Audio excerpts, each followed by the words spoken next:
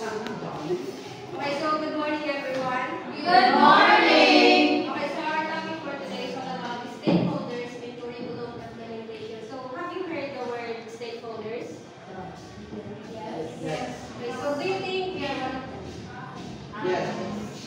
Okay, so let's find the answer because this lesson identifies the different stakeholders who put effort and action to give life to the curriculum. So yun ang mga stakeholders na sila nag-shape sa curriculum implementation. So first, let us define what is stakeholders. So stakeholders, these are individuals or institutions that are interested in the curriculum implementation. So they get involved in many different ways and have a different ways, rules and have a various level of influences and responsibility ensuring the curriculum is successfully executed. So from the word stake means taya or puna. So ini sila may mga taya or puna kasi sa bisip ko siya ng word stake. Stake is taya or puna. So may sila mga stakeholders. So they will be directly or indirectly na may influence. So una is na stakeholders sa curriculum is learner as the core of the curriculum. So kapibasa sa Italian. The learners are the very reason a curriculum is developed. They are directly influenced by the curriculum. Learners in all levels make or unmake the curriculum by their active and direct involvement. Okay, so napaka-explain nyo guys, any student is to consider as at the core or pinaka-center sa curriculum implementation. Kasi, So sila kasi ang pinaka-sundida kung ano kayo nag-develop ang sarili na curriculum wherein sila directly na na-influence siya sa curriculum. So kami sa may pakiwag sa dili. So sila dito sa buktaan before daw age 103. So before daw ang student is that we're recipient class or tagapagtanggap or tagapag-isip sila sa curriculum wherein now is nabago na kasi mas naging dynamic na ang kanilang participation like ikang sa make planning, designing, implementing, and evaluating is naging nagdami na ikaw sila kaya sila na action. So saya sa rules sa student sa curriculum is that maging feedback provider. So student can offer valuable feedback about the curriculum content, teaching strategy, and overall effectiveness. So student nakahatag sila sa ilang feedback like yung mga perspective nila sa content sa ng curriculum and mga teaching strategies or approaches na ginagawa sa teacher. Wherein sila na kanila magiging feedback is magbuli na rin ang educator sa mga teacher para ma-improve sila kung ano ba ang mga i-adjust or na i-revise, ganyan. So, pangalawa is learners in all levels make or unmake the curriculum by their active and direct influence. So, may na-translate niya. Right? Okay, so learner in all levels make or unmake the curriculum by their active and indirect influence. So, nakadepende sa degree sa irang maturity and ito na kanino nila curriculum for their result. Diba? Mas damo na mas nagiging mature ang estudyante, damo na mas nagiging responsible siya sa kaniyang mataran. So, another rule sa mga students sa curriculum is that maging active learners. So, kita ng mga student is inaasahan kita na kailangan mag-engage kita sa mga contents yan, mag-participate kita sa learning process. So, ang level sa involvement is na-improve siya sa overall success sa ng curriculum implementation. So, magpapangalan, the more actively we participate, the better the chances for achieving the learning objective. So, another rule pa kaya nila is that adapting to new methods. So, di basan pandemic, di ba, nagkamaya na siya ng pagpapagto. So, dito, ang teacher, di ba, di rin na sila ang nag-adjust. So, kailangan kita ng mga estudyante, open up kita sa unahan ng mga changes na nangyayari. So, in that way, para ma-ensure na magkamaya na sin curriculum implementation. So, dapat tanan mo na-adjust para sa curriculum. So, in summary, student is not just a mere recipient but an active participant in curriculum implementation. So, ang kanilang involvement, ang kanilang feedback, or ang feedback, ang kanilang responsibility sa ating pag-aral is talang naka-contribute sa overall success sa curriculum implementation. Kaya? yes. So, pangalawa Okay, so pakibasa. In the teaching and learning process, the other side of the coin is the teacher. As the curriculum leaders, they write curriculum daily through a lesson plan. Planning, designing, and writing the curriculum are their primary goals.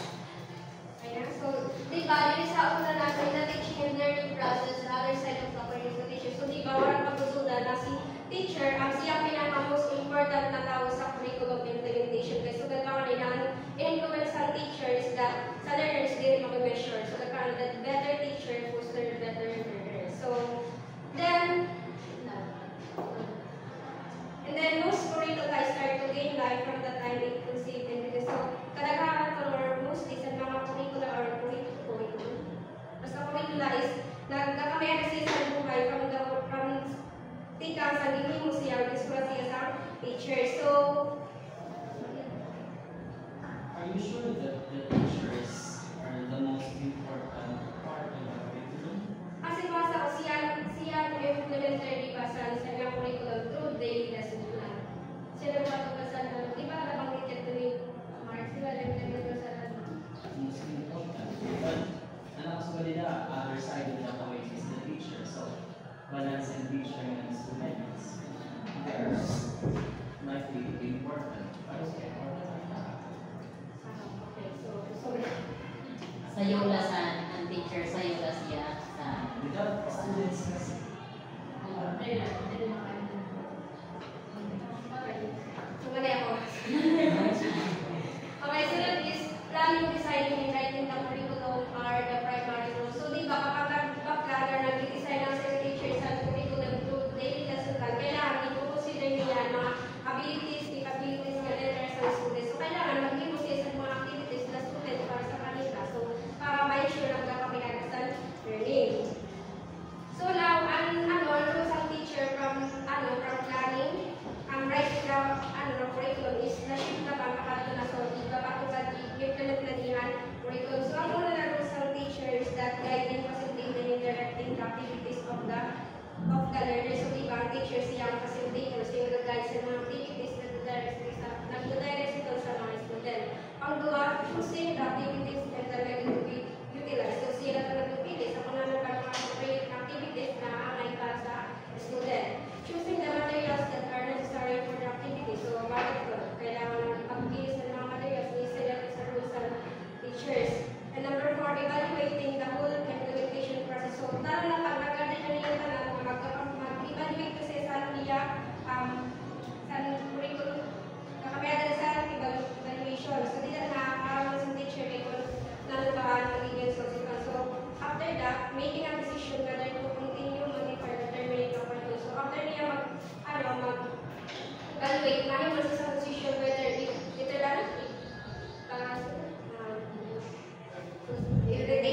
remain niya sa inyong curriculum or delay. So, talaga ito na mga rules ng teacher is napaka-crucial para ma-achieve ang successful implementation sa curriculum.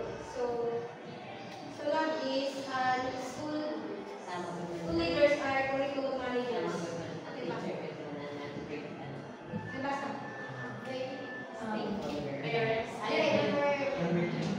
They supervise curriculum implementation. They select and recruit new teachers, admit students, procure equipment and materials needed for effective learning. They have a great concern about what kind of curriculum their school offers and how these are implemented. Okay, so yun yung mga school leaders, it could be as president ng school, or principals, or iba pa ng mga administrators. So, sila sa they play a vital role in managing and supporting the effective implementations of the curriculum. So, sa rules sa school leaders that supervise nila ang curriculum implementation. So, siya di ba lang rules mo? Siya mga nasigwa ito na curriculum implementation. So, kailangan, as school leader, kailangan alam niya kung ano ba naman pinahanggan sa schools. So, like mga materials and other resources. And then, also, kailangan, as a school leader, open ka for collaboration sa mga teachers or mga yan, para kailangan hindi rin mag-active facility ka para yung mga suggestion is makabuling para sa pag-implement ito na curriculum. And then, kung liwag sa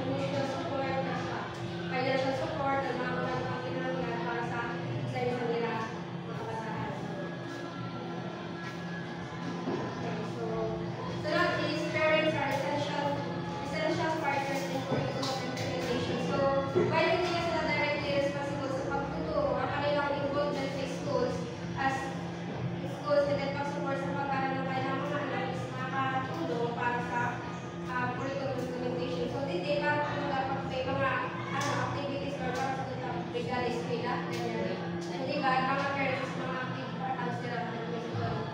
Kasi essential part nila sa curriculum. So, kung ano ba mga activities na may sa school, ang parents ang pinipihanahan. Okay, sunod is, may suggestion, clarification, sumulang. I-clarify ko lang yung kuhan. Then, Sa kanya bago ko, teachers, most important most important person. sa curriculum implementation. Ang teacher, kaya may curriculum na, implementation niya. So, sa dito at masunod sa lahat, kaya NSD. And wait for your answer na isugat mo nga, tama. Yung first ka, so ganun. Kaya mag-unod ko na rin reply. So, kapag mag-reply, alam mo naman ako. Para sa iba ko, susunod ko yun. Which is, kailangan sa book, so tama ka. Yeah, means tama ang authors and book. Sa authors and book, dito ako sa ikaw. May sunod is community. So, may dati na sa libro sa African Proverbs, naging mention si farmer is first lady, similar in na it takes the whole village to educate the child. So, lalagay sa idea. It takes the whole village to educate the child. Kumar, may idea ka? May idea din sa statement or sa African Proverbs na it takes the whole village to educate the child. Para nila makapokus sa teacher to student, pati na ang mga ibang stakeholders, principal, and community para educate sa mga students. Yes, yes. Kailangan sila legal. May tama naman si Mark lang. So, sugat din na in-emphasize niya na yun na idea is education or the child's education is not solely the responsibility of the parents or the teachers but the entire community. So, parang sugat na din na sa teacher, hindi na responsibility sa teacher, mga sa parents, ang pag-iskuya sa mga kasang hindi ka matutos na community. Kaya ang village today, represent niya ang peoples na naka-influence sa learning sa bata. So, it could be ang mga extended family, neighbors, friends, yun. And then, so we're in pagkalimbawa, ang parents, nakapulit siya in a way na naghahatag siya sa mga foundational values and nag-provide siya sa emotional, provide emotional and practical practice sa student. While ang teacher naman siya nag-provide sa formal schooling, ang extended family and community members naman is nag-offer sila sa wisdom, mentorship, and support. So, vital. So, una, din sa community as a curriculum, community as a curriculum resources and learning environment. Una, the success in the implementation of the curriculum requires resources. So, diba, hindi naman magiging successful sa inyo curriculum pag-implement sa inyo curriculum without the resources. So, kailangan, para naman ang pinanglan sa pag-implement sa inyo curriculum is magkakungabi sa community. Yes. So, in summary, the community enriches both the curriculum with the learning environment by providing meaningful connection to real-life issues, diverse experiences, and additional resources that enhance student educational journey. So, di ba sa ibang place naman, halimbawa ng mga student na nakamayan sa mga fundamental training. So, di ba, sa community sila nagpapasa ito. Fundamental training, community. Yes. So, the next one is ang mga other stakeholders. So, yun ang other stakeholders. Yun ang mga, other stakeholders. Initial mga government agencies or mga non-government agencies and mga professional organization. So, dili una sa other stakeholders, una sa mga government agencies ang DepEd. So, diba, ang DepEd play a crucial role in curriculum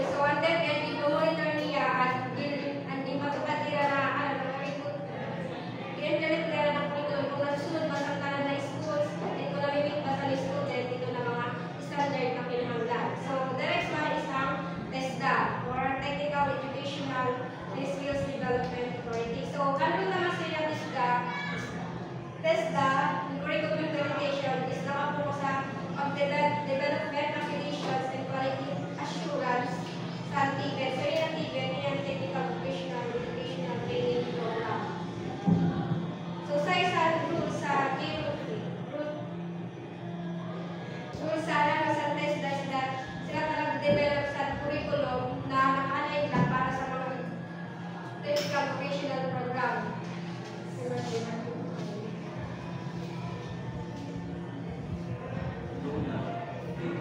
And then also, another one nila is trainer development. So, ang TESDA, nag-provide sila sa training ground para sa mga teachers na magtuturo sila ng mga, nagtuturo sa students sila ng mga ito yung TESDA, sila nag-provide sa training for trainees and instructors to ensure that they have the skills and knowledge needed to effectively teach the technical vocational curriculum. So, train nila ang mga teachers na mag-aware na sila mga skills para may tutulungan sa mga students. So, the next one is function. So, ang rules function sa curriculum implementation para sa elemental. Ako talaga nakarenas, although may similar sa mga sa pero nakapokus siya sa higher educational institution. So, ayun. So, dili naman kita sa mga non-government agencies and educational organizations. So, hindi na mga, hindi sila rin mga private sectors